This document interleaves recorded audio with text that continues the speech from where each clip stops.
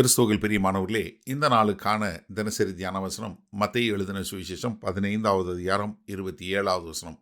மத்தேயு 15:27, மேத்யூ 15:27.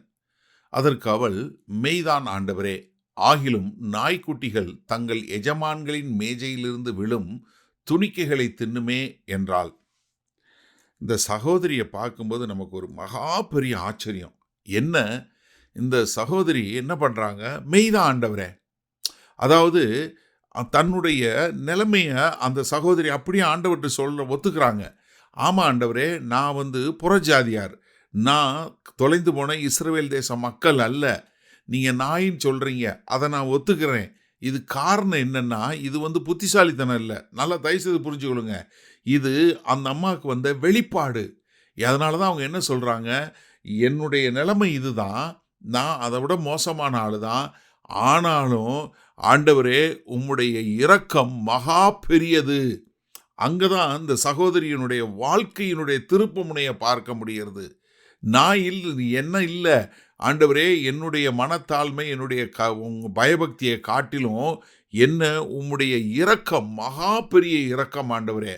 இப்போ அந்த சகோதரி என்ன சொல்றாங்க, எனக்கு முழு சாப்பாடு வேணாம், எது நாய்க்கு போடுற சாப்பாடு வேணாம், இல்லை பிள்ளைகளுக்கு போடுற சாப்பாடு வேணாம், அந்த பிள்ளைகளுக்கு போடுற சாப்பாட்டிலேருந்து கொஞ்சம் துணிக்க கீழே விழுகும் பாருங்க. ஏன்னா பிள்ளைங்க சாப்பிடும்போது, ப்ரெட்டு சாப்பிடும்போது ஒழுங்காக அப்படியே சாப்பிட முடியாது, ரொட்டி கீழே சிந்தும். இப்போ நீங்கள் பிஸ்கட் சாப்பிட்டீங்கன்னா சிந்துது இல்லையா, அதே மாதிரி ரொட்டி சிந்தும். அப்படி சிந்தும்போது அதில் விழக்கூடியதை என்ன நாய் சாப்பிடும். அப்போ என்ன, எங்களுக்கு ஒரு சின்ன ஒரு எது போதும், என்ன அந்த துணிக்கை போதும், அந்த நாய் கீழே விழுந்து பொறிச்சு சாப்பிட்ற மாதிரி நாங்கள் சாப்பிடுவோம். இந்த அம்மா என்ன பண்ணலை, அவர் கூட சண்டை போடலை, அவங்க கூட வாக்குவாதம் பண்ணலை. எனக்கு இதில் சங்கீதம் 84வது சங்கீதத்தில் 10வது வசனம் ஒரு ரொம்ப அருமையான வசனம். 1000 நாளை பார்க்கலும் உமது பிரகாரங்களில் செல்லும் ஒரு நாள் நல்லது அப்படின்னு சொல்லிட்டு அடுத்து என்ன சொல்கிறாரு, ஆகாமிய கூடாரங்களில் வாசமாய் இருப்பதை பார்க்கிலும் என் தேவனுடைய ஆலயத்தின் வாசற்படியில் காத்திருப்பதையே தெரிந்து கொள்வேன். என்ன, எனக்கு உள்ளுக்குள்ளே கூட போகணுன்னு அவசியம் இல்லை. நான் பெரிய கூடாரம், பெரிய வசதியான வாழ்க்கை எல்லாத்தையும் விட்டுட்டு தேவனுடைய ஆலயத்தினுடைய வாசல் படியில் நின்னா போதும். உள்ளுக்குள்ளே போனால் போக தேவையில்லை, உள்ளுக்குள்ளே போகணுன்னு அவசியம் இல்லை. அவருடைய கண் பார்வை படக்கூடியதாய் நான் அவரை பார்த்து விட மாட்டேனா என்று சொல்லி அவருடைய வாசல் படியில் இருக்கிறதா இருந்தால் போதும். ஏன்னா நம்ம லூக்கா 7வது அதிகாரத்தில் 6-9 வரை உள்ள வசனங்களை நூற்றுக்கு அதிபதியை பார்த்து சொல்கிறார். நூற்றுக்கு அதிபதி சொல்கிறாரு, ஆண்டவரே, என் வேலைக்காரன் சுகம் இல்லாமல் இருக்கிறான், என் பிள்ளை சுகம் இல்லாமல் இருக்கிறான், வாங்க அப்படின்னு சொல்லும்போது, ஆண்டவர் வரேன்னு சொல்லும்போது, ஆண்டவரே நீங்கள் வருவதற்கு நான் தகுதி இல்லை, நான் உங்ககிட்ட வர்றதுக்கே எனக்கு தகுதி இல்லை, நீங்கள் ஒரு வார்த்தை சொல்லுங்க போதும் என்று சொல்லக்கூடியதாக. அப்போ இந்த சகோதரி என்ன செய்கிறாங்க, தன்னுடைய நிலைமையை அவர்கள் அப்படியே ஒத்துக்கொண்டு என்ன சொல்கிறாங்க, ஐயா நான் அதை பார்க்கலையா, நான் உங்களுடைய விலையேற பெற்ற அளவிடப்பட முடியாத உம்முடைய இரக்கத்தை பார்க்கிறேன், அந்த இரக்கத்தை நம்பி கேட்கிறேன் அப்படின்னு கேட்கக்கூடிய ஒரு காரியம். சரி, இந்த நாளில் இந்த வசனத்தை நம்ம எப்படி எடுத்துக்கொள்வது? எனக்கு அருமையானவர்களே, அந்த கானானிய ஸ்திரீ போல நீங்களும் நானும் யூதர் அல்லாதவர்கள், நம்மளும் உடன்படிக்கைக்கு அப்பாற்பனவர்கள். ஆனால் என்ன பண்ணாங்க, அந்த சகோதரி கேட்டாங்க, பெற்றுக்கொண்டாங்க. அப்போ என்னன்னா, நம்ம ஆண்டவரே, நம்ம தைரியமாக கர்த்தர்கிட்ட போகலாம். நான் தகுதி இல்லாதவன், நான் விளக்கப்பட்டவன் இல்லை. ஏன்னா ஏசாயா 56வது அதிகாரம் 3-8 வரை உள்ள வசனங்கள் என்ன, என்னுடைய வீடு எல்லா ஜனங்களுக்கும் ஜெப வீடுன்னு அழைக்கப்படும். அப்போ என்னன்னா, கர்த்தருடைய இரக்கம் அளவிடப்பட முடியாதது.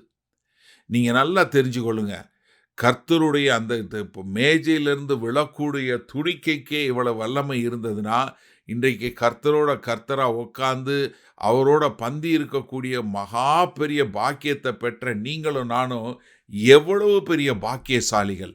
அப்போ நம்ம எந்த அளவுக்கு கர்த்தருடைய வார்த்தையை அறிந்து கொண்டவங்களா, எப்படி கர்த்தர் சொன்னாரோ அந்த மாதிரி நம்ம அந்த துணிக்கைக்கே இவ்வளோ வல்லமை இருந்துச்சுன்னா, இன்றைக்கி கல்வாரி சிலுவை நமக்கு எவ்வளோ பெரிய காரியங்களை கொடுத்துருக்கு.